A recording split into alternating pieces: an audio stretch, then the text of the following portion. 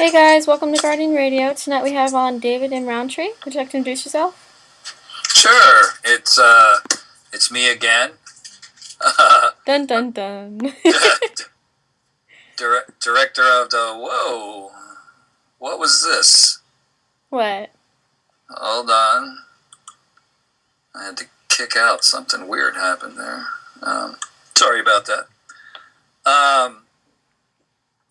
Yeah, I basically have been around in the field for off and on about 35 years. Started reading books about the field when I was 8 years old. While I was growing up in Delray Beach, my next door neighbor had quite a significant library, and I pretty much read everything he had by the time I was 9, and then went on to read just about everything I could get my hands on about the paranormal in the public library in Delray Beach, and continued on. Started Spirit Lab in Gainesville, Florida in 1992. Went on a hiatus for a while. Was in a group called Gator Ghost Hunters at the University of Florida, which was kind of sappy for a name. But that was, of course, before all this other stuff became so popular. You know, there was really the biggest TV show we had back then were reruns of In Search of and things like that. But started when I got out of the Air Force into seriously looking at some of the things, and technology was really crappy back then. We had pretty much nothing like we have today. We had an old reel-to-reel tape recorder and some military surplus equipment. We could check about 3 things in the environment, and it took a U-Haul trailer to carry the stuff. So things have come a long way since then. Currently, Spirit Lab's located in northwestern New Jersey. We work in conjunction with several paranormal investigation groups, primarily one that I'm co-director of, New Jersey Paranormal Resource Group. But we also work pretty closely with another group with the same initials called New Jersey Paranormal Research Group. Well, then you've got quite a but we all work pretty well together and interact back and forth. And we've been implementing at the investigation level a lot of the stuff that we've been working on at the research level. So when we go into a location, we're primarily looking for very specific things and not dancing around and squealing that we have a spike on EMF meters. We set up some pretty high-tech stuff, and we monitor it, do a lot of data logging, and that sort of stuff now. Well, so we've come quite a long way, actually, in probably the last 10 years, with just the concepts and what we're doing in the field. But my primary love is the actual research itself, the design of the experiments, the design of the equipment that we use. That's really kind of the area that I enjoy the most when I'm working on this stuff. So that's me. Nothing's changed a whole lot. I have a book out, Paranormal Technology, Understanding the Science of Ghost Hunting, which is doing really well, entering its 2nd year on the market, which is nice. Thank you, everyone who is buying a copy. I'm working on a new book with my co-author, Robbie Lunt, we're currently right now looking for a publisher. It's probably not going to be out until later, towards the end of this year. But it's primarily a story about a real-life experience that occurred that him and I were witness to back in 1985. And it's the working title of it right now is Careful What You Wish For.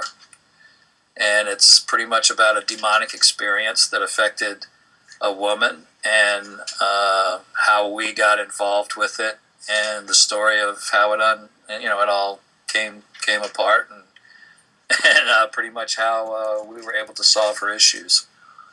So hopefully we'll get that out before Christmas. You know how it is in the publishing world, though.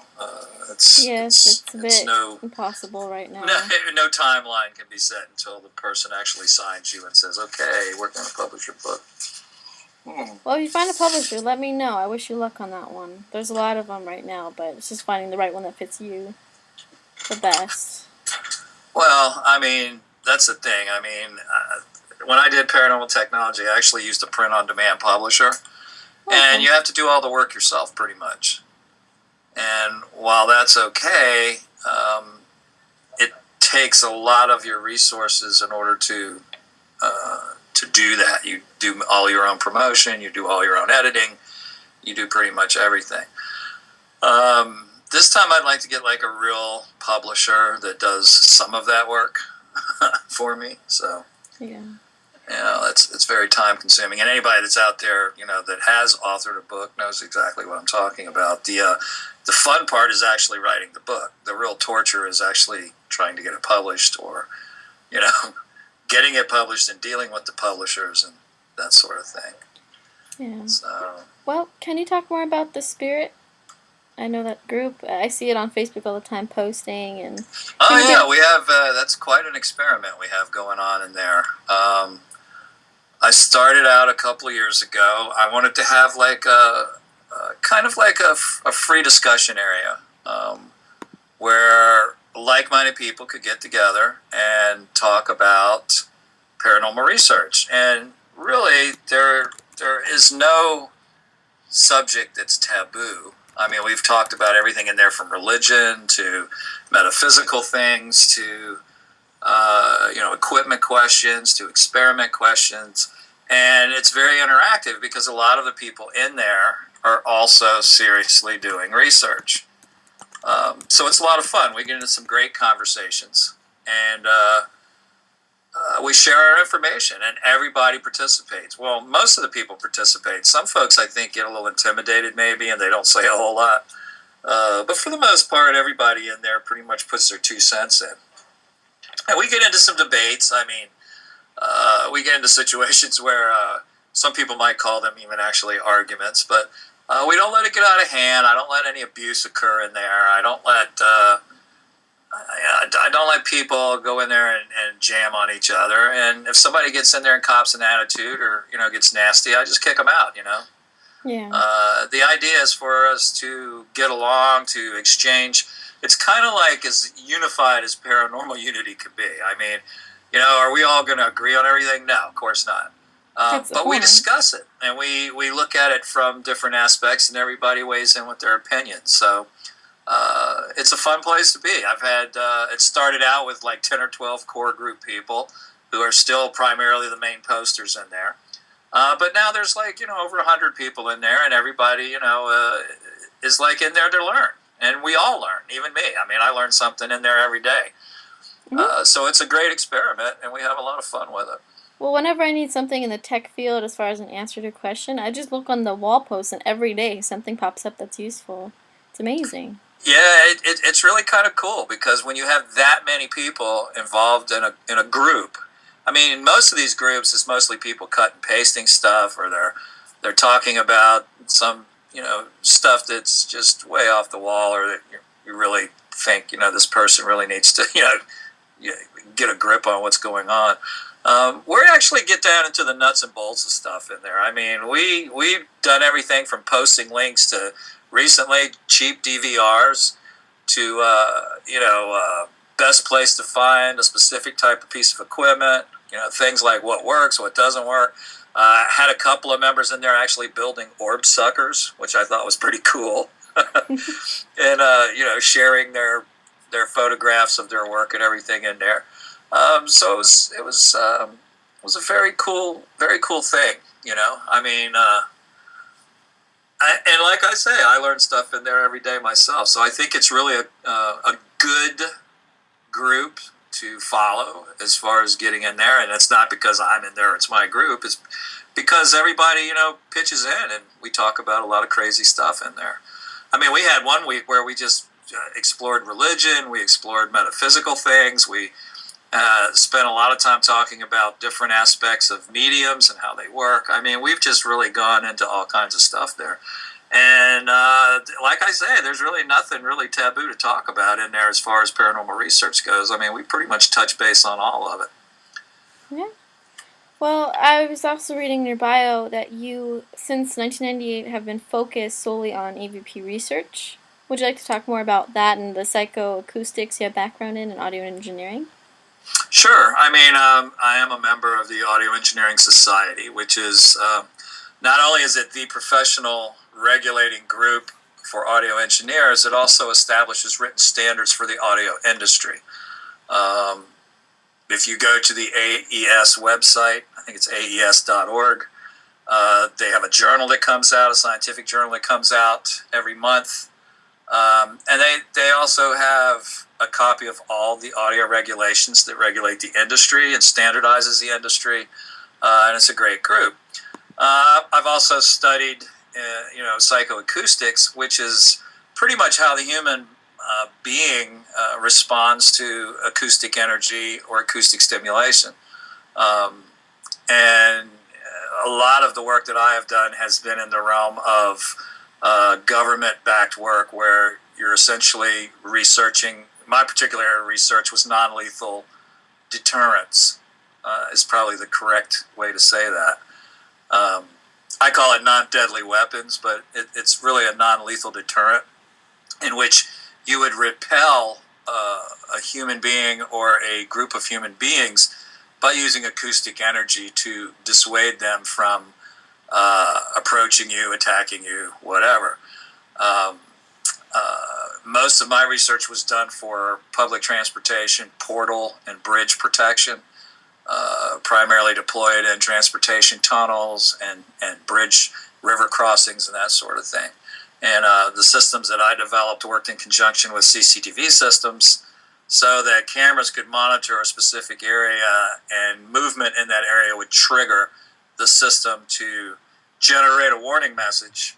And then if the warning message was not heeded, it would trigger a very loud, uncomfortable acoustic energy focused at the offenders.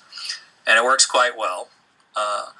But that's kind of like my background, that in designing large information systems, large public address systems, and the databases that feed them, and the software and server applications that also feed it and stream the information to the specific station. So that's like my day job work background. And I've utilized that knowledge in studying EVP. And the reason why I concentrated on EVP is because when I started solely concentrating on it about 10 years ago, that was really the most tangible piece of evidence that was gathered in the course of a paranormal investigation. I mean, it was something you could put your hands around, you could analyze it. It was something that was definitely worthwhile to study. And we embarked on a series of experiments that allowed us to identify exactly what the nature of EVP was. And of course, we determined that EVP is created by EMF. Well, that one single discovery opened up a whole can of worms because now we had to figure out, well, where's it coming from? So that required us to first we had to build an elaborate apparatus to actually confirm that EVP was being created by EMF. Then we had to create an elaborate device to look for where the EMF was coming from. And that turned into being a type of triangulation detection device, which allowed us to zero in on the exact point where this EMF was coming from, and it turns out it was an emerging property, meaning that it was just kind of entering into our environment at a specific point, like, say, in a room.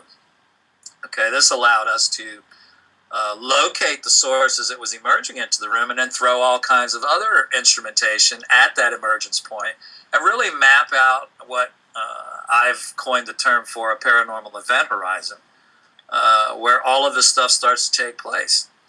And in the process, we've noted that you could literally be within 5 feet of one of these things, and if you didn't have the right equipment to detect it, you would never know it was there. Yeah. The only way you would know something was going on is through picking up EVP, or in some cases you might encounter temperature changes or some type of visual stimulation, but you would never know that you were adjacent to one of these event horizons. Well, further study, we started gathering data, and we were data logging a lot of different aspects of the environment. And once we would locate where this emergent point was, we were able to put our sensors exactly where the emerging point was at. And that allowed us to kind of map out this anomaly that was occurring. And we found that for the most part, these areas ranged from 1 meter to 2.5 meters in size, or the area of influence. We also determined that there were a lot of changes in the environment, such as spikes in gamma radiation, which normally people don't have in their living room, because gamma radiation is the kind of stuff given off by thermal nuclear explosions. Yeah. But in this case, it seems to be there's a subatomic particle annihilation occurring, which is why we're getting spikes and not a sustained level of radiation. We found that there were time anomalies occurring. We found that there were increases in static electricity. There were drops in barometric pressure in a very localized area, while elsewhere in the room the barometric pressure was normal. Temperature changes, relative humidity drops to a drier type of environment. We also had elevated levels of ions, most likely due to air ionization being caused by the gamma radiation bursts. So there was a lot of data that was happening that kind of narrowed down a scientific explanation, basically down to one theoretical construct, and that would be an Einstein-Rosen bridge. So we commonly called by Kip Thorne, physicist Kip Thorne, a wormhole. Now, when I was on your show last, I was here with Thomas Fusco. That was interesting, I must say. That was an amazing show. Yeah, and his theory is kind of exciting in a way because he has developed a predictability protocol in his theory, and a lot of the data that I've gathered reinforces his protocol for predictability. And most of his theory and mine are very, very close. They very closely interweave and coincide. And our only bone of contention where we disagree is on the source for the paranormal activity. He believes that it's interdimensional, based on time-space bending in a very localized area. And mine, of course, is that there's an adjacent universe, and there's a wormhole connection between an adjacent universe and our own. So the interesting thing is we're kind of like working together and coordinating a series of experiments where we can actually test his theory to see if we can determine if time-space is bending. Yeah. In an effort to possibly reinforce or eliminate one of the options. So that should be a pretty interesting interview when we get the results from that work. But we're still in the design process of that experiment, and then of course we're going to have to design some very special equipment in order to measure the stuff. So still working on that part of it, still think tanking some of it, but thinking probably that late in the year or early in next year we'll probably be running a series of experiments to test that aspect of the theory. Well, as we talked about before we got on the show, it was interesting to me how he had contacted me, and I wanted to have a show, and I was like, you know what, he's too smart for me. It's not cool. It's not good. He starts. I'm not a scientist in any fashion. I understand psychology, but when it comes to time space continuums and all these different terms, I was like, okay, I need somebody who knows their stuff. And I was like, who's the smartest person I know? Okay, David. So I partnered you two together, and all of a sudden I see all the different radio shows starting to take both of you at the same time for shows. So I guess you guys are a big hit. I mean, that was an awesome show. You started a trend. And another thing too is like Tom needs to get out there on his own and establish himself in his own interviews out in the world, which he is doing. Yeah. But we will coordinate a joint appearance with each other to talk about how both of our work kind of mirrors, how my physical work in the field mirrors his theoretical work, and his book and his proposals. So it's kind of a neat hand-in-hand type of setup. It's kind of like a double whammy of interviews. And it's always fun to be with him and talk because, I mean, we tend to go places where we wouldn't normally go in the conversations and things, talking about the stuff. So no two interviews are never alike. I mean, we have some similarities from interview to interview, But the tangents that we go off on, depending on the host and the questions answered, are very unique. And it doesn't matter how many times you put us together, the outcome's always going to be a little bit different. So I think that's probably what's very entertaining about it as well. And we have a lot of fun. I mean, when we're on an interview together, so it's good stuff. Well, on that note, do you have any events coming up that you'd like to get the word out for? Well, I'm going to be in Delaware May 4th and 5th at their very first paranormal conference. It's Delaware Paranormal Expo. It's going to be in Delaware City. I will be there May 4th and 5th. And let me just, you know what? I should pull up my schedule because I just can't keep all this stuff on the top of my head. Sounds good to me. Let's see. Here we go. Yeah, I'm going to be... Actually, Friday I'm going to be on Pima Radio with Eric. And we're going to do a paranormal roundtable on the 21st, which is always a lot of fun. And I'll be on the Mallard Report May 1st. Hello, Jim. I know he's in the chat room. And then, yeah, Delaware Paranormal Expo is May 4th, 5th, and 6th.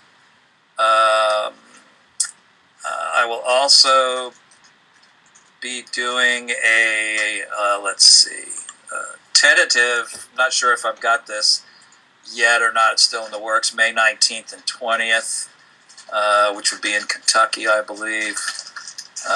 Steeltown Paranormal would be July 9th, 10th. And I'm pretty much not doing anything else in August. I'll be at Gettysburg. And I may be at Dragon Con in September. Haven't heard back from them yet. On a board speaking there. So pretty busy summer, although there's still a lot of room for growth and more shows. So if people are out there and interested in having me speak at their convention, my agent is Ideal Event Management. Please contact them. There's a link on my site. Contact them direct, and they will explain to you what it takes to get me there. All right. Well, I've also read in your bio, you do radio shows as well for co-hosting, or? I've done a couple of guest host things. We have our own podcast, Dr. Stephen Rourke and I, which is on the website called The Devil's Advocate. And that's the kind of thing where it's kind of like you're eavesdropping on two guys having a telephone conversation and just talking about the paranormal in general. We've had some great interviews. We've interviewed people like,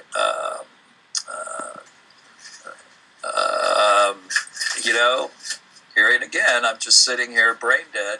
It's okay. I'm today I'm brain dead. I can't even speak correctly. I know. Well, it's good. That's okay. That's why we have computers and we have all this information at our fingertips because I could go right to it. We had author Stacey Horn come on and talk about her book about the Rhine Center and its history. We had Dr. Judy Wood on, who talks about the Twin Towers collapse and her theory that it was caused by something more than two planes crashing into it, which was pretty interesting. We did what I call a hit piece or an expose on Mark Macy and some of the things that he has done. We had a 3-part interview with author Melissa Rossi, who had just come out with a book about 2012 called Decoding 2012, Doomed Destiny or Just Another Day. Fascinating book. We had an interesting thing with Brian Jones, who believes he can hear understand animals speaking, and also had a thing about reverse speech and getting messages from reverse speech, which was kind of interesting. We talked to Dr. Susan Blackmore, who's probably the pioneer in meme research.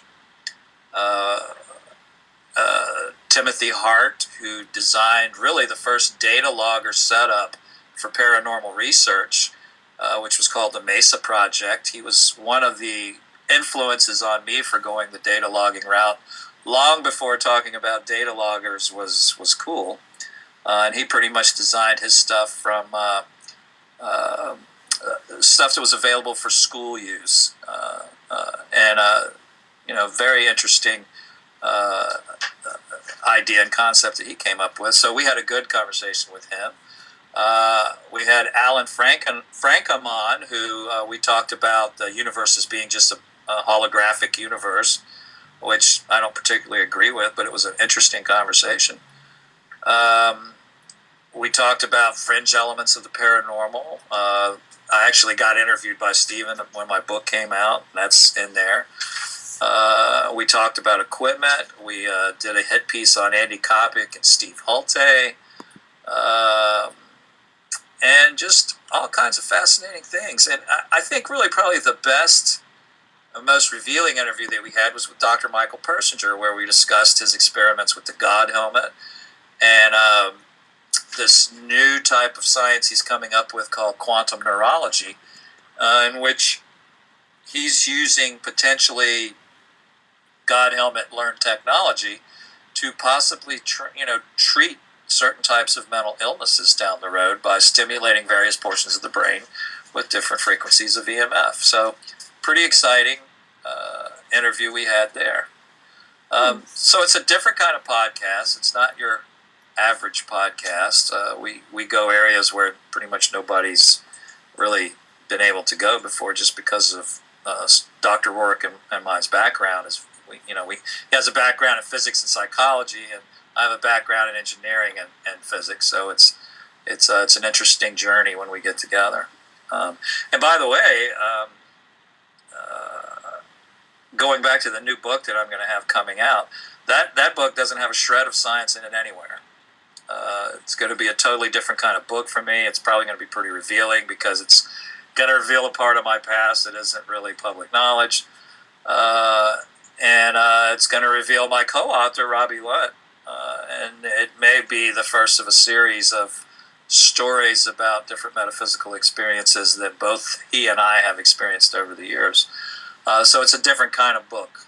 It sounds like the type of book that would probably be a bestseller. Well, it's a good story. It's not unlike my last book, Paranormal Technology, which is more of a reference book, field manual, textbook kind of thing. Yeah. This is really a romping story. I mean, it's a good story. It's riveting. It's true, but whether you believe it or not doesn't really matter, because it's a good story. I mean, you don't have to believe it to enjoy it. That's the beauty of it. The fascinating thing, though, is it was true. There were multiple people who experienced the same thing, so it wasn't a hallucination or anything. But there's always going to be people that, say, oh, no, this didn't really happen, or, this is all BS or whatever. Or they don't exist. That's fine. I mean, we don't want to convince anybody of anything. We just want people to read the story because it's a good story. I think it's probably going to sell pretty well, because it will cross out of the niche of just people who follow the paranormal, because the story is good enough that just about anybody will enjoy reading it, because it's the characters are great. There's humor in it. There's tragedy in it. There's total fear and loathing in it. I mean, there's just incredible. It's a roller coaster ride, essentially. But it'll be a great book, and I'm looking forward to it coming out, which will start a whole different series of interviews and speaking across the country. But that's fun. And then, of course, I've already started working on a follow-up or a companion book to Paranormal Technology, which is going to be called Ghost Experiments. That's the working title right now, in which I'm going to pretty much outline every experiment that we've done since I started looking at the stuff from a scientific point of view.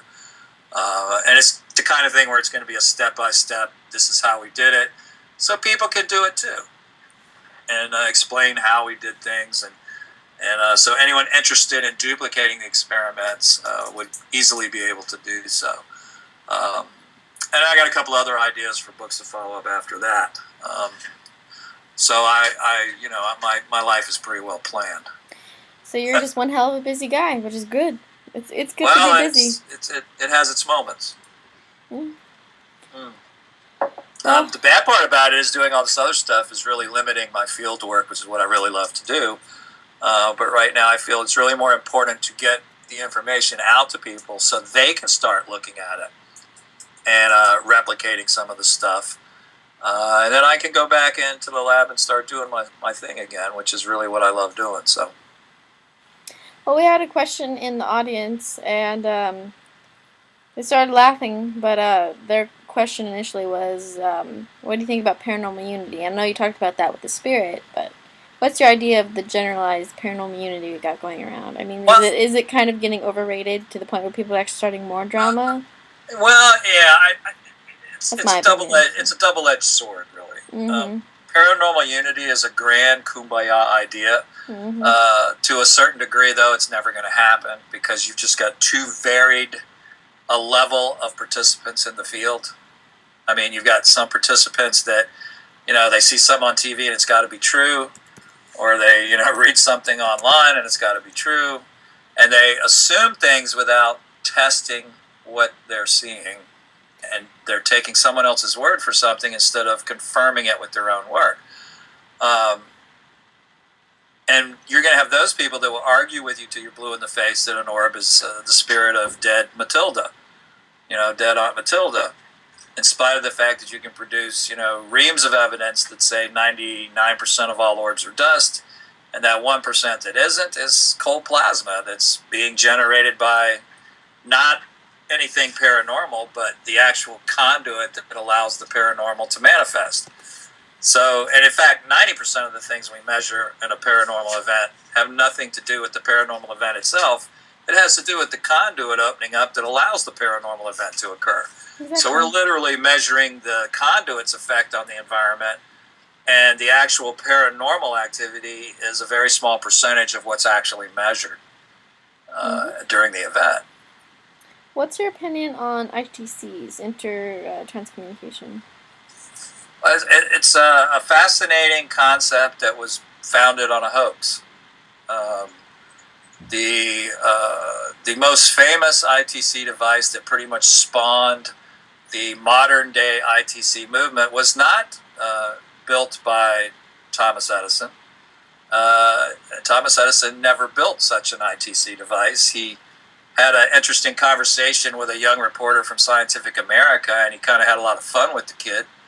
But the technology during Edison's day was nowhere near capable of producing the type of ITC devices that are used today. But the original ITC device that really started the ITC movement was developed in the late 1970s and was made public in 1981, I believe. And it was called Spiricom. And essentially what it was a group of oscillators tuned to 13 different frequencies because the designer arbitrarily decided that the human male voice was made up of 13 frequencies, which is, of course, completely insane. It's made up of several thousand frequencies. But he had this theory that he could recreate the human voice with these 13 frequencies, and then he got some surplus United States Navy transmitters and receivers and literally broadcast the signal from one part of the room to the other with these oscillators going in the background, which was just creating this horrible noise in the background. And the voices were created by him using a mechanical larynx and talking into a microphone. Much like if you listen to any old rock and roll music, has been done in the past on several different recordings of music where the voice is robotic-like in texture. And the mechanical larynx, through research, was actually found with the equipment. Recordings have been found with one of the developers actually practicing with it to make the tapes that would later be released to the public as bona fide proof of communication with the dead. A press conference was held in 1981 in Washington, D.C. at the Press Club, where they handed out press packets and announced to the general public that they were talking to the dead, and unfortunately they were the only ones using this technology that could do so. Other people tried to duplicate and replicate the experiments with no success. And then when that occurred, the organization that helped promote this thing came back and said, well, the person has to be in the right frame of mind, they have to be psychically prepared, and in other words, physics was selective in the way that it worked. So, of course, it was later, after 10 years of research, proved undeniably to be a hoax. and consequently, because of that, an entire movement grew up around talking to the dead using these radio-based devices. And there's absolutely not one shred of evidence that people, when they die, talk using RF frequencies or are even capable of modulating their voice on an RF carrier that they produce. That, by the way, happens to share a common commercial band that people listen to every day in their automobiles, and yet they don't hear dead relatives talking to them. So you have to kind of take a little bit of common sense. I understand how these devices work. If they didn't speak, I would be extraordinarily surprised, because these boxes are designed to speak. And the real proof of the pudding is when you take one and set one up in a Faraday cage where you are shielding all external RF broadcasts from it, it falls strangely mute and doesn't speak at all. So these are the kind of things that there's 1,000 natural explanations for why you get voices from them. And every one of those have to be eliminated before you can come to the conclusion that you're speaking to the dead. And unfortunately, no one's designed the normal paranormal switch to install on it, so you can't segregate the dead from the jumbled up scans from the living.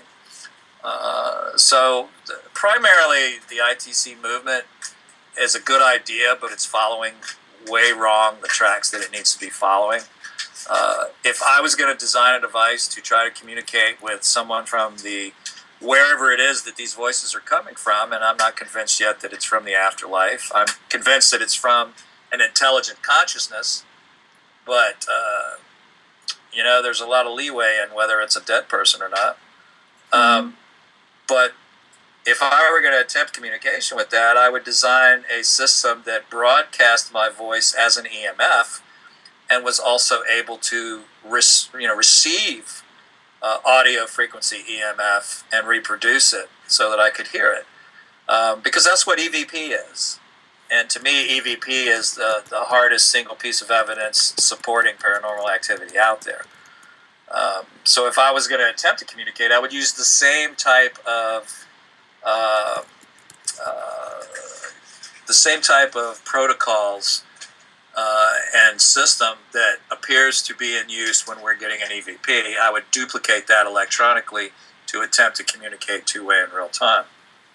But other than that, I mean, it's a great, it's a great concept, but it's essentially a movement that's designed to make money off of an unsuspecting public. We had another question in the audience from Jason. He was asking about digital dowsing. I've never tried it, nor do I want to. I know that a lot of people choose not to mess with it based on either religious belief or just, I guess, maybe hesitant towards the fact that if it worked or not. Well, digital dowsing comes from the same people that designed these. Now you can get it for 99 cents at the iTunes store. But the Ovilus is a byproduct of that. Again, these are devices that are designed specifically to speak. They have a pre-programmed database full of words specifically picked to be used by the designer of the device, and they are triggered by various changes in the environment. The key to these devices, to all of these devices, is the phrase that they have to legally put upon it to keep from being sued or arrested for fraud, and that is, this device is for entertainment purposes only. It does not constitute proof of anything. It is constituting proof of random generated words can often make sense and seem to be pertinent to your situation. If you've got 40% of the words you get are applicable to you in your specific situation, then you fall well within the range of, just random chance. People tend to key on the 4 or 5 words that make sense to them and forget the 10 or 12 words that didn't make sense or had nothing to do with the situation. You have to keep everything in context. It's like rolling dice. When you're playing a game where you're rolling dice, like Yahtzee or something like that, what are the chances of throwing 6 sixes? Pretty astronomical in a way, but still, you do it, right? You can throw 6 6s every once in a while, and it blows everyone away, that sort of thing. It's the same thing with the English language. Most of these devices are designed to scan so fast that they don't pick up whole words, they pick up phonetics. So they're literally building a word using the phonetics of the English language, which is successful between 50 and 60% of the time anyway. And the fact that it also may be applicable to your situation in some manner or form, it's another 40% chance that that's going to happen. So, the deck is stacked in favor of it making sense. And, of course, put it into the right context, you can convince anyone that you're talking to someone that's a past loved one of theirs. The thing I like about these devices is you can take a GPRS handheld walkie-talkie like we use on investigations, and you can talk through these devices yourself and convince people. These things are fun things to play with. They have absolutely no value scientifically in researching the paranormal. Okay. Well, Brian has another question, and he's asking, what about trigger objects? Do you think that they will work in communicating with the spirit? What was that again? What was that? What about trigger objects? Objects? Yeah. Do you think that they will work in communicating with the spirit? It depends on who's doing the communicating. What's the trigger doing? What's it triggering? What's the proof that it triggers anything? When I think of a trigger device, I think of something that a sensitive handles that they pick up information from. Mm-hmm. Like psychometry? Exactly. Like if someone takes a ring from someone and touches it and gets information because they're touching something that person touched. To me, that's a trigger object. A device that you buy online that's made out of electronics is somebody's attempt to make money off of you. There is no certified electronics for ghost hunting by anyone out there. Oh, I agree. We do is we use accepted scientific instrumentation, and we measure the things that it's designed to measure. And we monitor changes in the environment that these things are capable of measuring. So, well, me, David. I deal with the spiritual side, so the trigger objects. When I see people buying things online that are excess to typical, and an EVP recorder, EMF, and like a video camera, it just seems almost, illogical unless you're building it yourself. Oh yeah, I joke around and tell everybody, instead of wasting all that money on these ITC devices, just get a Magic 8-Ball. It has exactly the same hit rate and works off exactly the same principle as all these ghost boxes and shack hacks and everything else do. It's the same principle. And people laugh and they think it's funny, but essentially it's the same thing. It's just not a high-tech version of it. There's a lot to psychics and mediums. I know several that have a very high hit rate. They're very, very spot on. It's not a generalization. They're giving very specific information. And one of the things that we're doing is trying to study really how that works. Try to figure out how that exactly works. And we've conducted a few experiments with it. We've recorded some interesting changes in the environment. The emergence of a low-frequency carrier that seems to occur while they're getting information. And this low-frequency carrier tends to have information riding on it. And we've pretty much associated that now with information transfer that the medium is actually picking up. So there's something to it. The mediums or psychics tend to be able to see a movie going off in their head. They're either a witness to something, they're part of it, or they're involved in it. They could be the victim. And many of these people actually experience what the victim experienced when something happened to them. They will experience those physical feelings as well. An empathic response, basically. Yeah, there's different types of mediums. I'm talking specifically about the empathic ones that literally do feel that and suffer for it, amazingly. When they begin to do readings, they begin to experience whatever pain or whatever that this victim went through, which is kind of wild. It's almost a type of osmosis. And I want to understand the mechanics of how that works. Because that has to leave some kind of mark that's measurable in the environment. Then we need to start talking a little bit more often, because that's the stuff that I deal with, and the people that I work with and I live with now, the Violet Fire Research Group, they are long time standing psychics, real ones, the kind that, Peter Gutilla, he wrote a book about it a long time ago. He's done classes.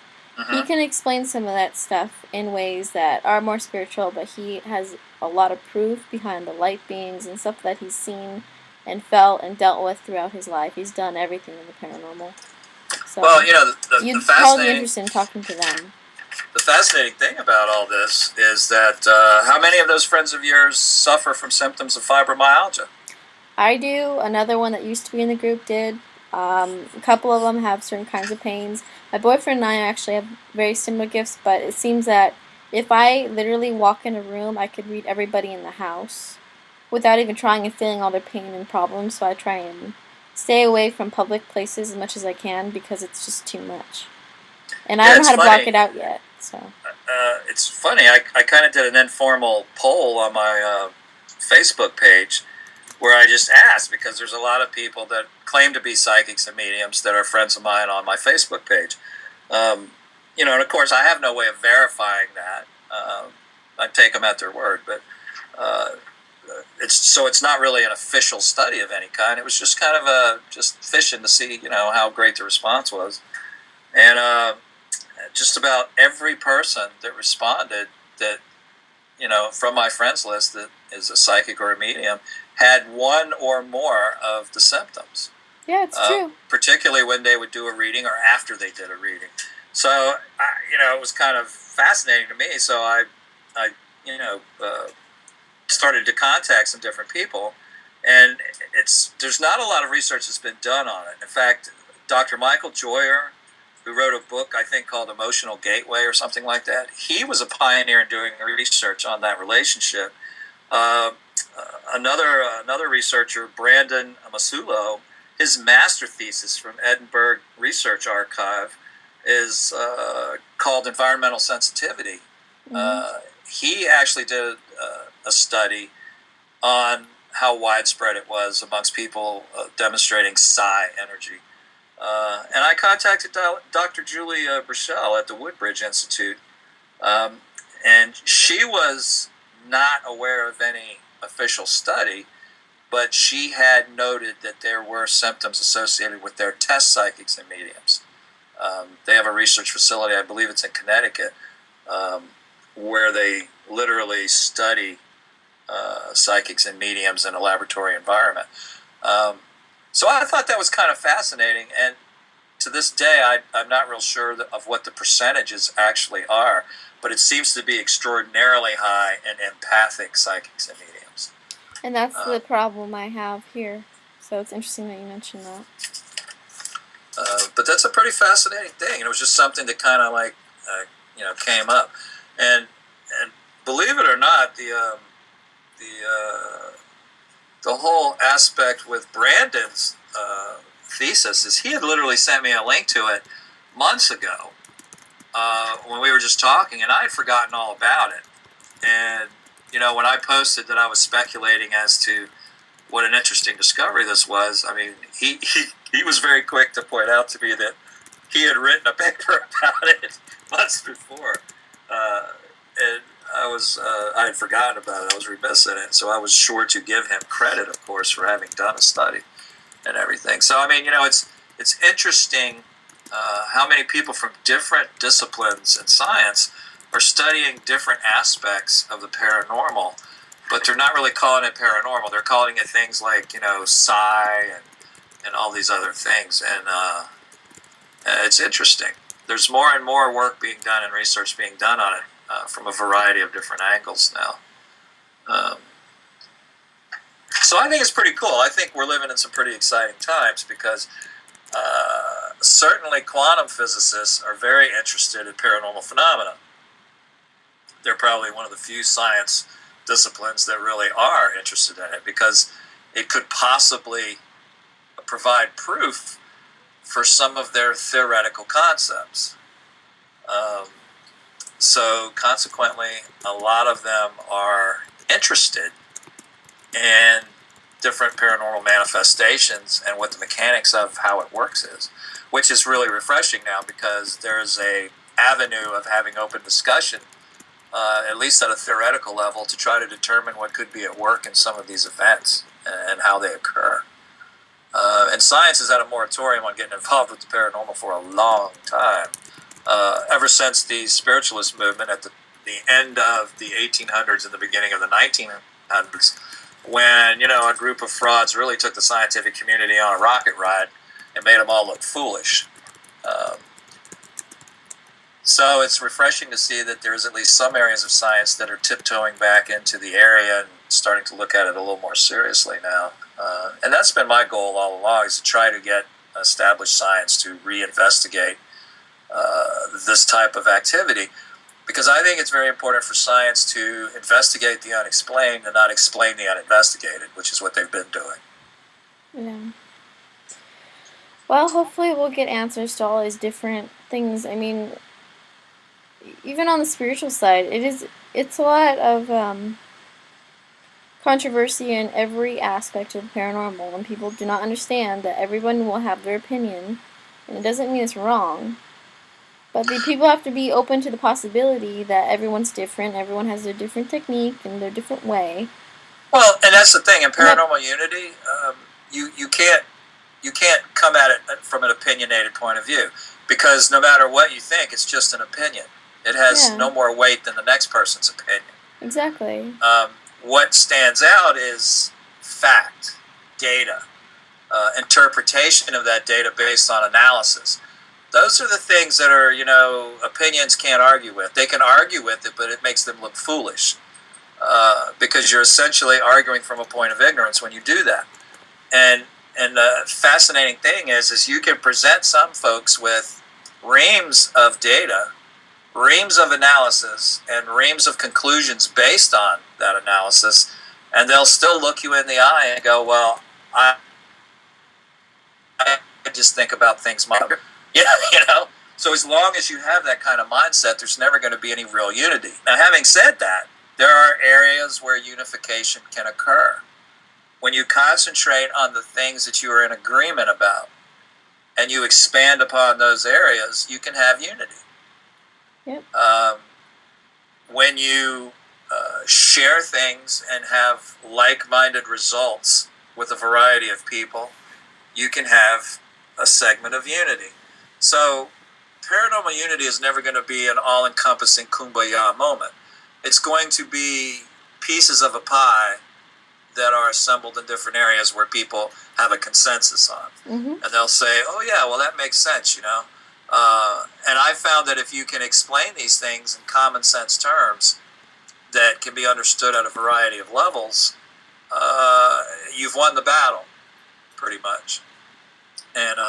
And that's what I've tried to do. I mean, I've tried to bring it down to, everyday paranormal investigators' knowledge base and say, hey, this is this, and not use, scientific terms, but then take that same information and present it in a scientific way so you can do like a comparison and say, oh yeah, this means this, And the idea is to kick everybody up a notch, I like to trick people into learning physics and things, so... but the secret to paranormal unity is consensus, coming to similar conclusions about similar manifestations. And once you're in agreement with them, then you can work as a unified group to, try to answer those riddles. But so many people think it's going to be this all-encompassing cure for all the drama and all the trolls and all Which the isn't different possible. attacks. The same thing in politics and science and everything else, and religion too. You can't have religious unity. It's not possible because everyone's entitled to their own opinion and free will. Otherwise, we'd be a communistic society. Sure, but you just have to remember it's an opinion. Mm-hmm. And it really has no weight in scientific research. And that's what free speech. Yeah, and that's the thing. I mean, everyone's entitled to their opinion. But an opinion is an opinion and has the weight of such. So it's foolish to get into these long arguments about two different opinions because it's a waste of time, because neither side is going to convince the other that their opinion is wrong.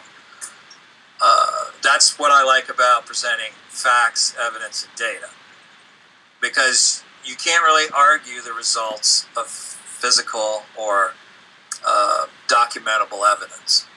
You may can argue the conclusion, but if you're educated enough in different scientific methods of analysis, you narrow it down pretty quick to what it can or can't be. So when you come at it from that aspect, I see there's a question in there from Paragirl about, do these people really collect science or just evidence collecting? And the answer is most people are just collecting evidence. Actual research, a lot of people call their work research, but it doesn't really qualify as research. It really qualifies as collecting evidence and bringing a conclusion to the evidence they collect, which cuts out about 60% of the scientific method. Scientific research into the paranormal is a much more regimented affair. You start out by making an observation. You form a hypothesis based on that observation. You design an experiment to attempt to prove the hypothesis. If the experiment fails, you go back to designing the experiment. If it doesn't fail, you refine the experiment to try to discover all the parameters about the hypothesis. And then once it's been replicated several times, it starts to become a theory. And eventually, a theory can become a law if enough replications occur to convince the average scientist that it's a law. It's not just a theory anymore. Which is fascinating, because as old as Einstein's theory of relativity and special relativity is, it's still a theory, because there are problems with it. It's incomplete. So until the theory is complete, it will never become a law in science. But most groups out there are emulating what they see on TV or what they've read in the book. They're collecting evidence, and they're making a pronouncement based on the evidence that they collect. And it's not necessarily an accurate assessment of their evidence. And it's because they don't have the background in doing the analysis. Some do. I mean, this is a generalized statement. I'm not saying that they all do that. There are some really good groups out there that are doing some pretty cutting-edge research. But for the most part, a lot of these groups they get together on weekends. They have a good time. It's a social group. They go out, they do what they see on TV, and they pronounce a place haunted or not haunted. And everyone, of course, wants to have a haunted place. So more often than not, they pronounce a place haunted. And when you examine the evidence that led them to their conclusion, it's incredibly light to reach such a conclusion, because not all of the normal explanations have been eliminated from the mix. Yep. Well, we're nearing the end of our show. I know I wanted to keep us on as long as you wanted to talk, but I can tell you're like, okay, too much, too much stuff. Don't let my exhaustion fool you. No, don't worry. I'm feeling it too. It's been a crazy month, or 2 months actually, I should say. I think that's been the case all the way around. Yep. And the weather here is it was sunny and bright and hot yesterday. I went out for a walk, and today it's raining. What's up with that? We haven't had a really warm day yet. I mean, we've had some days where it was mild and it would get up to like 60. I think we had one day last week or week before last where it hit 70. But for the most part, it's 50s and 60s in the daytime here, and windy. It's been very windy. And at night it'll go down to 30s, So I'm anxiously awaiting for it to warm up a little more. Yeah. Well, I wish it would regulate. It's a bipolar. It's like the weather's on its period, for lack of better terms. Oh, yeah. Yeah. But, Weather's been weird this year, but, it's kind of fascinating. Last year, Europe wasn't so cold, and we had probably our coldest winter on record for years. And now this year we had a fairly mild winter here. And in Europe, people are freezing to death. So, I mean, it's like, it might warm up in some places, but it's very cyclic. While it's warm in some places, it's way colder in others. So, it's just the way things go. Passes around. Yeah. Well, I actually zoomed in on your site, so if anyone wants to check out all your information and your bios on the bio page and to the left, Go to spininvestigations.org and you'll be able to find it. Or SP Investigations, actually. That way no one gets it. Yeah, I mean, I call it Spin Investigations. It's just easier to say, but yeah, it came from the original organization, which was called Skylands Paranormal Investigations, and then we merged that organization with New Jersey Paranormal Resource Group, and Spirit Lab took over the website pretty much to just be a research-oriented website with information for other researchers and investigators to draw from. It's where we share our work. Not share our evidence so much, like EVPs and that sort of thing. A lot of that goes onto the investigation site, NJPRG, but we put in our concepts, our experiments, our equipment designs, and we put it out there so people can replicate those things if they choose to do so. It's kind of fascinating because a lot of the things that's been on my website for many years have appeared in different famous TV shows over the last couple of years as original ideas of those individuals on the TV show, which has always gotten the group at the lab kind of chuckling over it because it's obvious that they must be reading our website. Which, that's the highest form of flattery, I guess, when someone, copies what you're doing and claims it for their own. So, yeah, I'm not even going to go into that topic. I've had too much of that, too. It's just the way it is. We don't seem to be into it to make a whole large amount of money, So maybe that's the difference in our approach. We would rather see the field advance instead of taking advantage of people. And I'm not trying to say that all the TV shows are doing that. They're not. The TV shows are entertainment. That's what they are. They're out there to entertain. And as such, they do a wonderful job of doing that. I mean, there's a couple of them that I watch specifically for comic relief. So I think it's fascinating. It's a cultural thing. I'm glad that they became very popular because it opened a lot of doors for legitimate researchers. Going in and doing a paranormal investigating in someone's house is so much easier now than it was 20 years ago. 20 years ago, you really just couldn't approach people and say, hey, you got a ghost in your house? Let's look at it. Couldn't do that. People thought you were a nutcase. True. So they've opened up a lot of doors. They've made it more of a household word. Now the problem is everybody's so into it, you have to check the people that are asking you to investigate their house to make sure they're not setting you up to get themselves on TV. I mean, we've encountered a couple of cases like that where the people literally had rigged their house to do things so that we would think it was haunted. And of course, we discovered all these things and immediately left and told everyone we knew who these people were and what they were up to. But they just wanted to be on TV, That was my last case a few months ago. I actually I worked and I helped for many months, and I put out my resources and my time to talk to them. And as soon as I found out they were lying, I was like, this is not cool, and I do not respect people who are like that. And they ended up never talking to me again. Yeah. So that's all they wanted. Yeah, and it's crazy.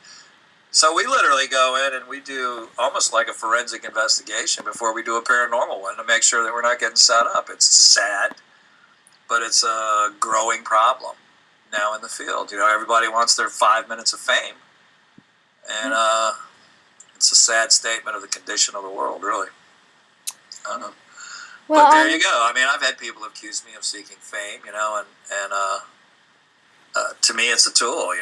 If I've got something pertinent to say and no one knows who I am, then it doesn't do any good to say it. But if people know who I am and I can give them this information, it has more impact, and it's affecting the field in a positive manner. People are starting to do things in a much more scientific way. People are starting to use much more specific equipment than 5 years ago. So I like to think in some way I've touched the field in a positive manner by maybe helping it to jump up to the next level. Because really, I mean, look at the discoveries that have been made that are being made the whole big deal about. The discoveries you're seeing on TV are things that we knew 15 years ago. And they're still being done the same way with the same conclusions being made on incomplete data. So I'm hoping that by kicking it up a notch that we'll get more answers, and get real answers. We'll get closer to the truth of what's really going on. Well, and that way, everybody wins that way. Being on TV really isn't the end all. And like you said, if you have a chance to put whatever you're working on out there, it's the best thing to do. That's it's the same thing with the Wildfire Research Group. They want to do the same thing. It's about the education and bringing forth what they've worked on for so many years and decades, actually. Many decades. More than most people can say they've ever. Like, you say 30 years for somebody? No, it's like way past that. They've been working on it since they, since around. When I started out, the experts in the field were like Dr. William Roll, Hans Holzer, people that were giants in the field and really were the founding fathers of the study of the paranormal in the modern day world. That's who were the big names in the paranormal when I started. And they're all dead. Mm-hmm. They're all gone now. A wealth of information has passed on. And I had the fortunate experience of being able to talk to Dr. William Roll on several occasions. And let me tell you, he was probably the foremost expert on poltergeist activity in the world. In fact, his claim to fame was a case that took place, I think, in the late 70s of a poltergeist activity. But he was a member of the staff at the Ryan Research Center. He was the most approachable man in the world that I've ever met. And he was down to earth, he literally told me one time that my writing was too technical for him, and that was probably the nicest thing he could have said to me. I was pretty honored by that. But his background is in psychology and parapsychology, and so I can understand where he was coming from. He was actually one of the first people to read the outline of my book, or the first rough draft of it, because I wanted feedback from him, and he thought that the title should have been different. He would have reversed the title to instead of Paranormal Technology, Understanding the Science of Ghost Hunting, he said it should have been Understanding the Science of Ghost Hunting with Paranormal Technology or something like that. It was kind of funny. Well, we actually have the book up on display on the show too, so everyone gets to see it for you. Yeah, it's a pretty fun book to carry around with you, because when you're facing those long, boring times when nothing's happening, you can just take out your flashlight and be entertained. It's like, and that's another thing. People think that paranormal investigating is this glamorous thing. 90% of the time, you're sitting there doing nothing, bored out of your mind, waiting for something to happen, and oftentimes you don't even know that anything happened until days later when you start going over the evidence and you discover something. I don't have to tell you how many times that's happened to us, where we've sat in a place and thought, man, this is the deadest place I've ever been, nothing's going on here, and then we'd go back and we'd have like 35 EVPs or something, So it's a pretty crazy thing to do. I think you have to be a little nuts to do it in the first place. Well, we have one more question before we call it a night. From Paula, or Paragirl. She was asking, what's your idea on dark matter? It's pretty an open-ended statement, but... it's pretty fascinating. This is an area where Tom and I disagree. He thinks dark matter's, a pipe dream, and I'm thinking dark matter would explain a lot of things. And the paranormal field, I think that dark biomatter may be the source for shadow people. Shadow people don't seem to be a shadow, they seem to be absorbing light. In other words, they don't reflect light, they literally absorb it. That could be done if there was such a thing as dark biomatter. Well, we know that there's biomatter. 4 years ago, that was a pipe dream. Everybody thought it was hocus pocus. But biomatter and biofuels have been discovered in DNA. Mm-hmm. So it's real. So if you have light matter, it's very possible that you have its opposite, which would be dark matter. There is a sufficient amount of evidence being collected now that indicates that dark matter does exist in our universe and constitutes the majority of the mass in our universe. Now, Tom and I disagree on that. He says it's, all smoke and mirrors and stuff, And again, that's, he's entitled to have his interpretation of it as well. But I'm following a lot of research that's being done on it right now in astrophysics, and I believe that we're going to know or see some real proof of dark matter probably within the next couple of years. I think the first place we're going to notice it is from CERN, from the Large Hadron Collider. I think they're going to create dark matter there. Okay. Well, you're always welcome back, as you have, learned yourself from last time. But yeah, how's Tom doing? I know that we haven't talked in a while either. Literally, we're having an email discussion right now. He had found a site, higgsboson.org, and he was pretty fascinated by a lot of the stuff that was on there. So we've been kind of talking about that back and forth. And he's got some interviews lined up.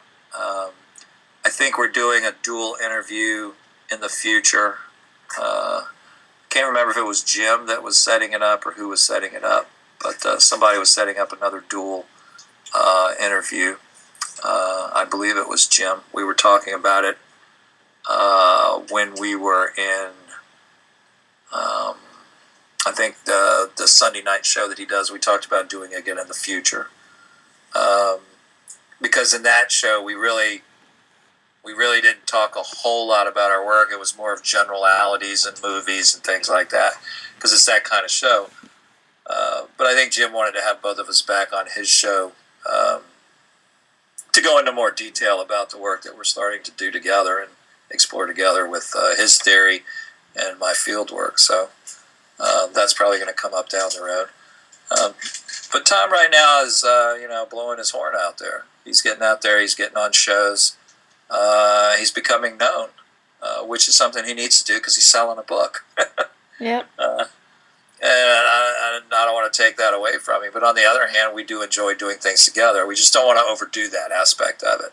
Yeah, I know. It was just funny. We don't mind doing it on occasion. But, he's got his schedule, I've got mine, and once in a while they cross, and when they do, it's a lot of fun. So.